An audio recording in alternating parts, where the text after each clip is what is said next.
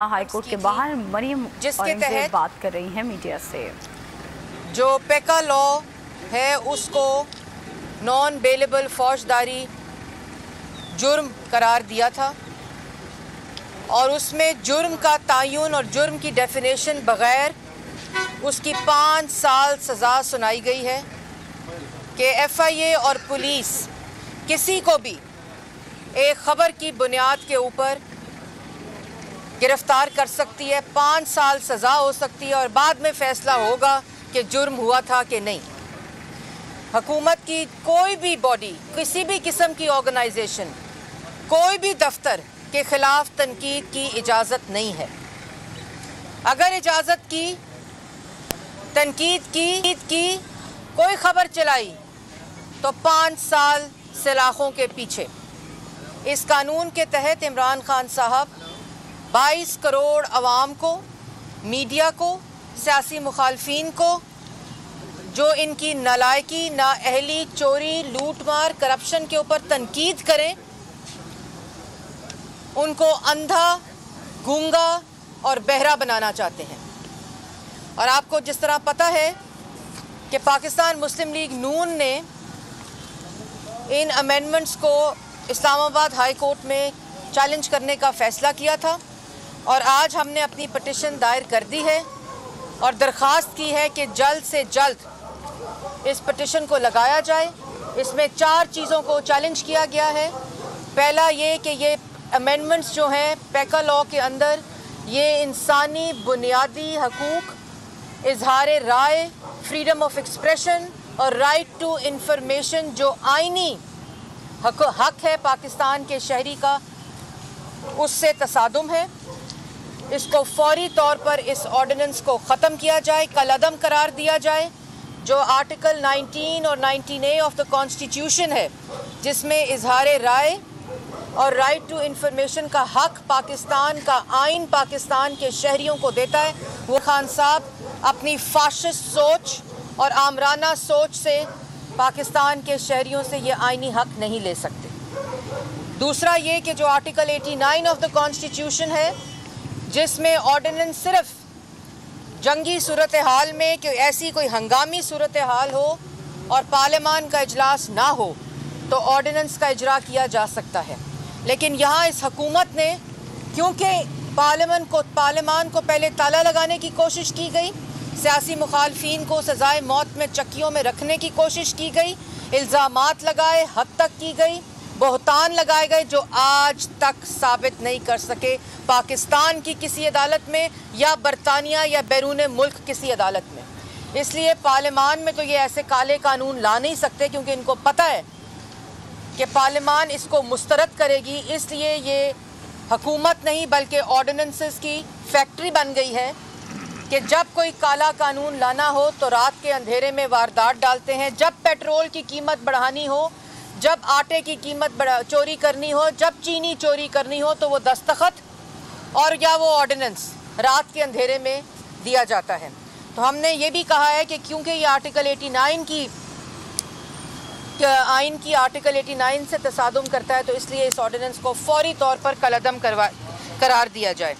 और हमने ये भी इस्तदा की है कि इस ऑर्डिनेंस के ज़रिए जब तक इसको हाई कोर्ट सुनती है, इसके ज़रिए कोई कार्रवाई नहीं की इजाज़त देनी चाहिए हुकूमत को, क्योंकि इस काले कानून के तहत इमरान खान साहब अपने सियासी मुखालफीन को एक दफ़ा फिर FIA को इस्तेमाल करके, पहले नैब को इस्तेमाल किया, FIA को अपना ज़ाती मुलाजम बनाया, बशीर मेमन साहब को अपने दफ्तर में बुलाकर कहा कि मेरे सियासी मुखालफीन के ख़िलाफ़ केसेस बनाए जाएँ।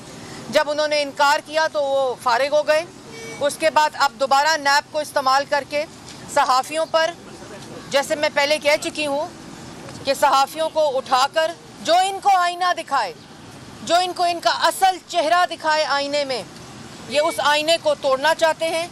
उस शख्स को उठाते हैं, उसकी पसलियाँ तोड़ते हैं, या उसको दिन दहाड़े गोली मारते हैं, या उस पर तशद्दुद करते हैं, या उसको अपनी बच्चियों के स्कूलों के बाहर से अगवा करते हैं। ये है सहाफ़ियों की इज़्ज़त नए पाकिस्तान में।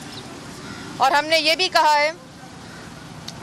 भी कहा है कि जो राइट टू इंफॉर्मेशन है, जो कानून पाकिस्तान मुस्लिम लीग नून ने पाकिस्तान के शहरियों के लिए, जो article 19A of the constitution है, उसके तहत हमने कानून बनाया था, ये उसके भी मुतसादम है। तो इसको फिल फॉर कलअदम करार दिया जाए। आपने देखा होगा कि जो चीफ जस्टिस हैं अतर मिनल्ला साहब, उन्होंने जो कल रिमार्क्स भी दिए और जो उनका फ़ैसला है वो बहुत बेहतरीन तरीके से, बहुत एहसन तरीके से जो कानूनी शिकें और जो आइनी शिकें उन्होंने इन्वोक की हैं, उसके ज़रिए ये वैसे ही काला कानून करार दिया जा चुका है। इसलिए ये पाकिस्तान मुस्लिम लीग नून ने पिटिशन दाखिल करा दी है आज, और मुझे उम्मीद है कि इंशाअल्लाह, हमने दरख्वास्त दी है कि जल्द से जल्द इसको लगाया जाए समाअत के लिए, और उम्मीद है कि कल तक इंशाअल्लाह लग जाएगी, जो भी कोर्ट का डिसीजन होता है।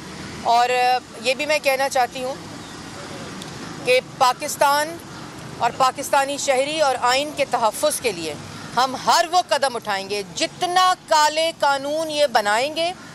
पहले इन्होंने पूरी 3.5 साल एक फ़हरिस्त है कि किस तरह इन्होंने ज़बान बंदी की कोशिश की, लेकिन जितने काले कवानीन बनाएंगे इसी तरह कोर्ट्स में चैलेंज करेंगे, और इंशाअल्लाह पाकिस्तान की आवाम को इसी तरह रिलीफ मिलेगा और आइन का तहफ़्फ़ुज़ होगा। आपका बहुत शुक्रिया। मैडम, क्या कहेंगी, गुज़िश्ता 24 घंटों में बहुत ज़्यादा पॉलिटिकल डेवलपमेंट्स हुई हैं, जोड़ तोड़ हो रहा है, तारीख़ अदम इत्तेमाद के वाले से बताएं कि बहुत सारे ऑप्शन सामने आ रहे हैं कि कहाँ से किसके खिलाफ अदम इत्तेमाद आ जाए। साथ साथ दूसरी तरफ जिन अरकान का ज़मीर अपोजिशन ने जगाया है, उनके खिलाफ जो परवेज़ खटक साहब खुल के सामने आए और धमकियाँ देने को उतर आए हैं कि वो नाअहल हो जाएंगे, उसके हवाले से क्या पार्टी पॉलिसी? देखिए, बात यह है कि धमकियाँ देने से, सज़ाएँ सुनाने से, इस तरह का फाशिस्ट रवैया रखने से, इनको पता है 3.5 साल अपोजिशन तो झुकी नहीं है।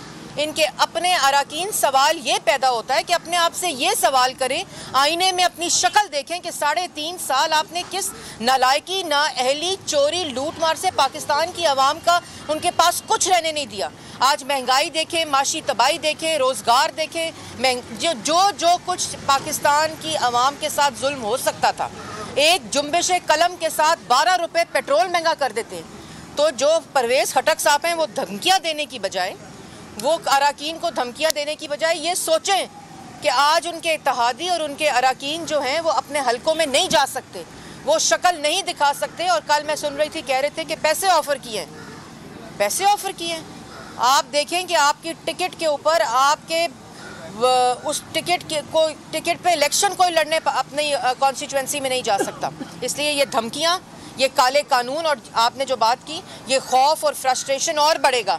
ये इस तरह के जो काले कवानीन होते हैं, ये लाए जाते हैं, फिर जो तकारीर होती हैं, फिर जो धमकियाँ होती हैं, गुंडागर्दी होती है, गुंडागर्दी से, धमकियों से, सज़ाएँ सुनाने से जो है वो काम नहीं चलेगा।